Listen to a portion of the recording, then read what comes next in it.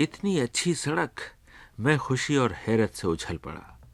جان بوجھ کر اچھلنے کی ضرورت کچھ یوں بھی پڑی کہ سڑک میں گڑھے کم تھے اور ہماری جیپ دوڑی چلی جا رہی تھی۔ میں نے اپنے میزبانوں سے بھی پوچھا کہ دریائے سندھ کے قریب ان میدانوں میں اتنی اچھی سڑک کس نے بنائی؟ وہ چپ ہو گئے۔ شاید انہیں معلوم نہ تھا یا پھر اس پر ناز کرنے کی کوئی بات نہ تھی۔ ہم کیٹی بندر جانا چاہتے تھے۔ کسی زمانے میں علاقے کی اہم بندرگاہ تھی اور پرانے وقتوں میں دریائے سندھ کی ایک شاخ وہیں سمندر میں گرا کرتی تھی۔ کیٹی بندر میں ہم دن کا سورج ڈوبتے دیکھیں گے۔ میں نے دل ہی دل میں خوش ہونے کا ایک اور بہانہ ڈھونڈ لیا۔ ہم میرپور ساکروں سے گزرے۔ راہ کا بڑا آباد شہر تھا۔ اس کے بعد گھاڑو آیا، یہ بھی بڑا قصبہ تھا۔ میں نے اپنے میزبانوں سے کہا، دریائے سندھ کا سفر ختم ہونے والا ہے، اس علاقے کے کسی پرانے خاندان والوں سے بھی ملوا دیجیے۔ اور یہ فرمائش شاید بالکل صحیح مقام پر کی گئی تھی۔ مجھے بتایا گیا کہ ذرا ہی آگے پیروزانی گھرانے کے کھیت اور باغ ہیں۔ طے پایا کہ انہی کے مہمان خانے میں اتریں گے، ان کی مسجد میں نماز پڑھی جائے گی، ان کے بزرگوں کی قبروں پر فاتحہ پڑھا جائے گا، اور اگر ممکن ہوا تو علاقے کے کچھ گانے والے اکٹھے کیے جائیں گے۔ اور اگلے ہی لمحے پیروزانیوں کا فارم آ گیا۔ بائیں ہاتھ پر تو دور دور تک میدان تھے جن کے بیچ شکر کے کارخانے کی اونچی سی عمارت کھڑی تھی، اور داہنے ہاتھ پر کچھ عمارتیں تھیں۔ پھلوں کے باغ اور سبزیوں کے کھیت تھے۔ نالیوں میں تازہ پانی بہہ رہا تھا، اور قریب کہیں سمندر تھا جس کی ہوا پھلوں سے لدی شاخوں کو چھو کر آئی تو نالیوں پر جھک کر منہ دھونے کا جیسا لطف اس شام آیا کبھی نہ آیا تھا۔ ذرا ہی دیر بعد پیروزانی گھرانے سے باتیں شروع ہو گئیں۔ ان کے بزرگ نے اپنا اور اپنے خاندان کا تعارف کرایا۔ میرا نام محمد یوسف فیروزانی کہتے ہیں، بلوچ۔ ہمارا اصل راشی گاہ یہیں ہے، بزرگوں سے تقریباً سمجھو تو میرے جو نالج میں ہے تو 1 صدی تو گزر چکی ہے۔ بعد میں پہلے تو جتنے آئے بزرگ ان کے تو پتہ ان کو۔ آپ یہاں کیا کرتے ہیں؟ اور زمینداری، یہ خاص طور ہمارا یہی پیشہ ہے، بزرگوں سے لے کر آج زمینداری۔ اور زمینداری تو اس علاقے کے زیادہ تر باشندوں کا پیشہ ہے۔ محمد یوسف صاحب کے بعد میں خاندان کے ایک جوان سے مخاطب ہوا۔ ان کا نام واحد بخش تھا، ذہین، ہونہار اور معاملہ فہم۔ میں نے واحد بخش سے پوچھا کہ اس علاقے میں آپ کی برادری کتنی بڑی ہے؟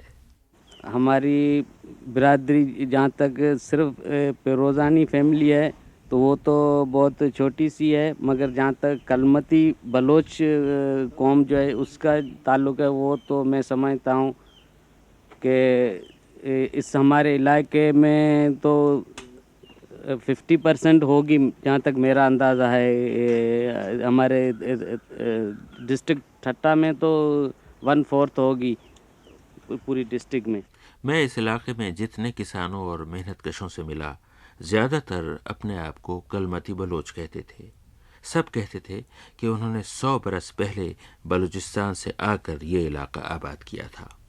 میں نے نقشے میں دیکھا، جنوب مغربی بلوچستان میں کلمتی علاقہ نظر آیا۔ کیچ کا علاقہ بھی وہیں دکھائی دیا، جس کا شہزادہ پنو یہیں اسی علاقے میں آیا تھا اور دریا میں نہیں، عشق میں ڈوبا تھا۔ اب میں نے محمد یوسف صاحب سے پوچھا کہ یہ لوگ جو اس علاقے میں آباد ہیں اپنی روزی کے لیے کیا کرتے ہیں؟ یہاں پہ ایک تو لوگ یہاں آباد گاری پہ گزارا کرتے ہیں، زمین پہ آبادی کر کے، دوسرے یہ مچھلی پہ بھی گزارا ہوتا ہے، دوسری یہ کھلی مزدوری جس کے مزدوری کہتے ہیں، یا زمین پہ یا کسی روڈز پہ یا کسی اور کوئی جیسے مزدوری ہوتی ہے اس میں مزدوری کر کے اپنا گزارا کرتے ہیں۔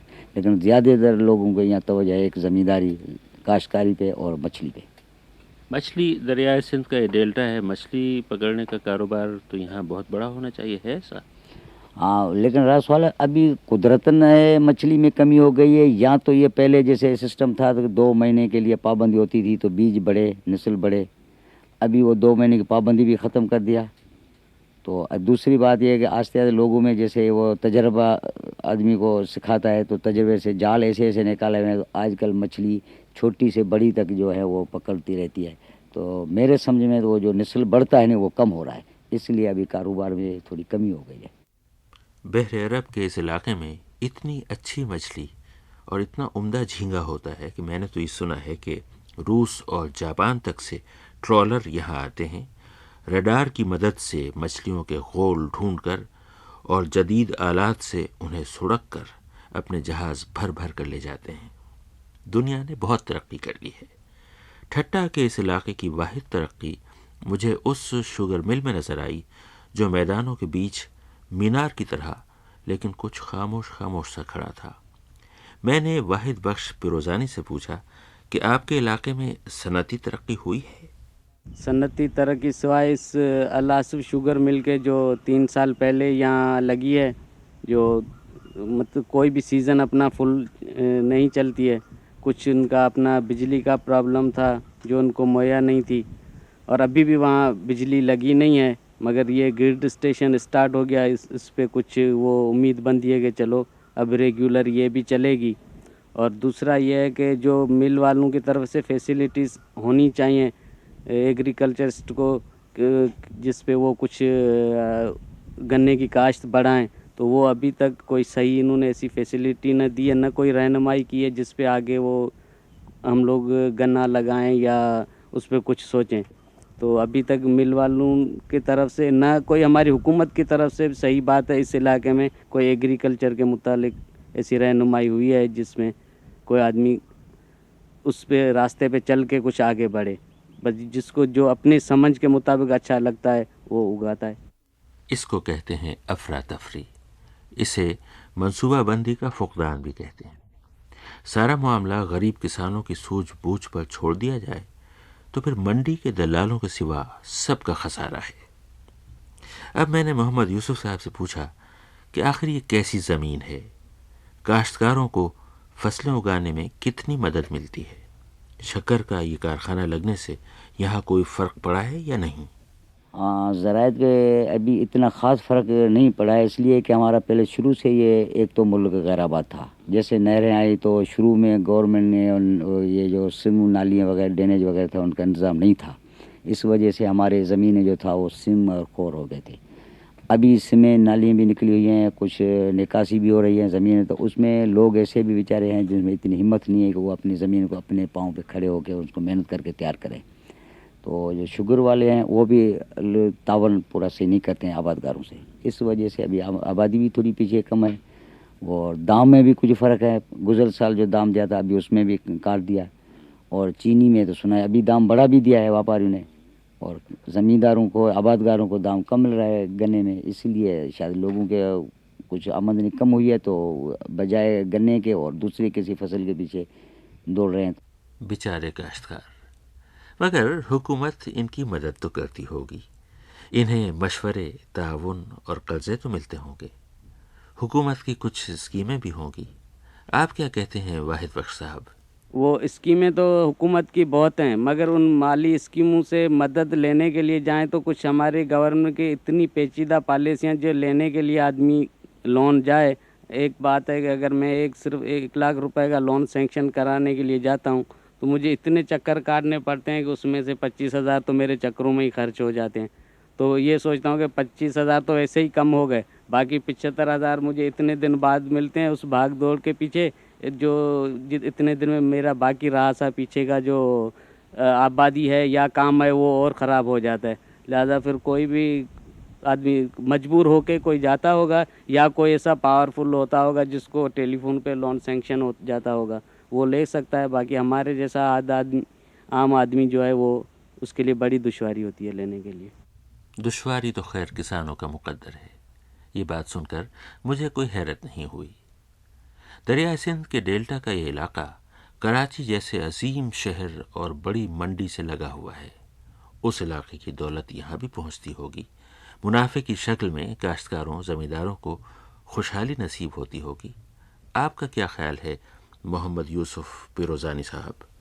ہاں، وہ آپ کا کہنا درست ہے، شہر بھی ہماری مارکیٹ بھی اچھی ہے اور نزدیکی بھی ہے، لیکن راس والا اس میں ہمارا جو مال جاتا ہے تو اس میں ہمارے سے 2-3 سمجھو تقریباً اور بھی پارٹنر بن جاتے ہیں، جیسے سمجھو ایجنٹ کمیشن ہے اور دوسرے جو ویپاری ہے، ہول سیلر ہیں، ریٹیل ہیں، تو وہ ہمارے منافع میں وہ سب بھائی وار ہو جاتے ہیں۔ دوسری بات یہ ہم خوشی سے شوق کر کے زیادہ جو بھی فصل اگالتے ہیں تو ایسا کوئی انتظام نہیں ہے جیسے ہمارے وہ فصل ہم کو صحیح جیسے ہم سنتے ہیں جیسے لندن میں یا اور کسی علاقے میں ان کا جو ریٹ یا وہ فکس ہوتا ہے، تو ادھر سمجھو جو ہمارا کیلا ہے صحیح ہو گیا، اچھا بھی ہو گیا، اور مارکیٹ میں زیادہ آئے تو ہمارا اس میں بازار دام جو ہے ٹوٹ جاتا ہے، تو خرچہ زیادہ ہوتا ہے، دام کم ملتا ہے تو اس میں بھی ہم کو نقصان پہنچتا ہے۔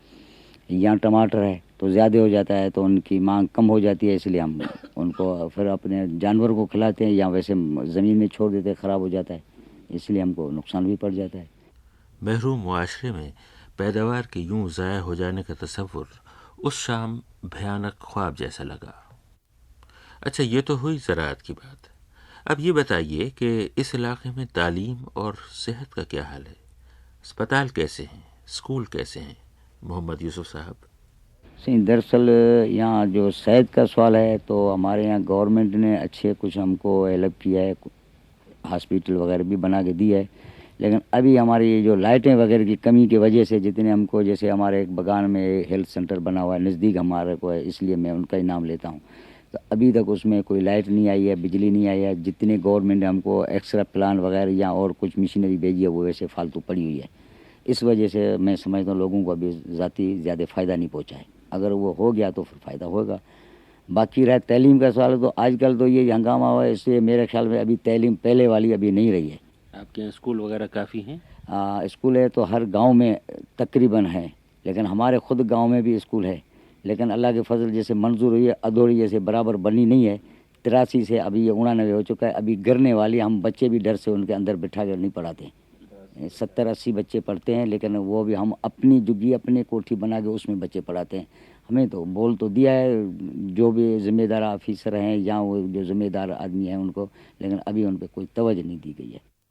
سارا مسئلہ توجہ کا ہے، وہ نہیں دی جائے گی تو احساس محرومی کی جڑیں ان زرخیز زمینوں میں اترتی جائیں گی۔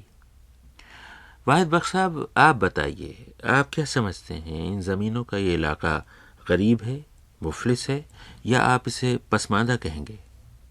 بلکہ بہت پسماندہ کہیں گے۔ ایک پسماندہ ہوتا ہے، یہ کچھ زیادہ ہی پسماندہ ہے، کیونکہ کراچی جو مطلب دل کہا جاتا ہے پاکستان کا، اس سے نزدیک ترین بھی یہی ہے علاقہ ہمارا، اور ایک لحاظ سے سندھ کا وہ بہت قدیم بندر بھی ہے یہ، مگر اس علاقے کی یہ بدقسمتی ہے کہ یہاں آپ جو 2-3 تحصیل ہیں ان میں صرف یہ ایک پکی سڑک بنی ہوئی ہے جو بھی دبئی کے رولر کی طرف سے ڈونیٹ کی گئی تھی۔